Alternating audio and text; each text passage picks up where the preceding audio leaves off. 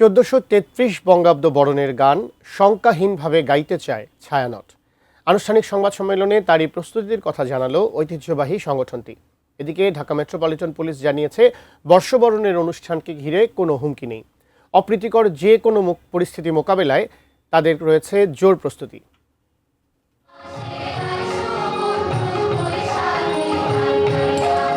সম্মিলিত কণ্ঠে চলছে সুরের সাধনা। যে সম্মেলক সঙ্গীতে বৈশাখের প্রথম লগ্নে বঙ্গাব্দ 1433কে বরণ করবেন ছায়ানটের শিল্পীরা, ধানমন্ডির নিজস্ব ভবনে চলছে তারই মহড়া। 59 বছরের ঐতিহ্যের ধারাবাহিকতায় এবারও রমনা বটমূলে বর্ষবরণের প্রস্তুতি ছায়ানটের।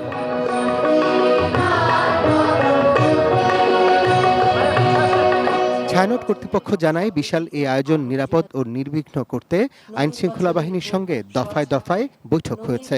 তবে নিরাপত্তার বেড়াজাল ভুলে তারা নিজেদের মতো করেই সুরের মূর্ছনায় বর্ষবরণ করতে চান।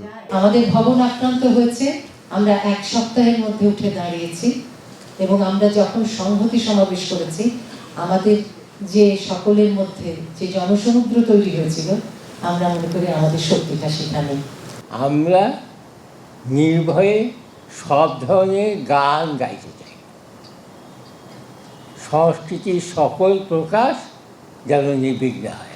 বাঙালির অস্তিত্ব নিয়ে পাকিস্তানের চোখ রাঙানির মধ্যে 1967 সালে প্রথম রমনা বটমূলে বর্ষবরণের আয়োজন করে ছায়ানট।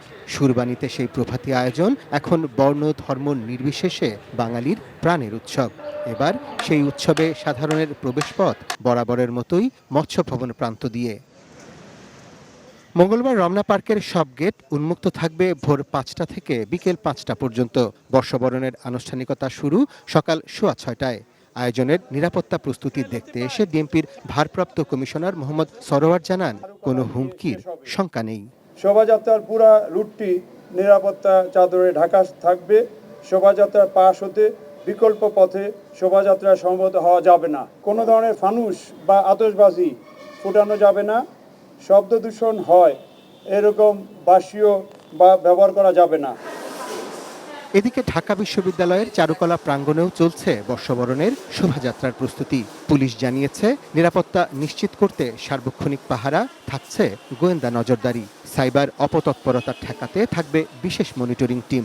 নিরাপত্তার স্বার্থে মুখোশ পরা, ব্যাগ বা অস্ত্র বহন এবং ফানুস ওড়ানো বা আতশবাজি ফোটানো নিষিদ্ধ করা হয়েছে। Arafat Siddiqui, ATN news, Dhaka.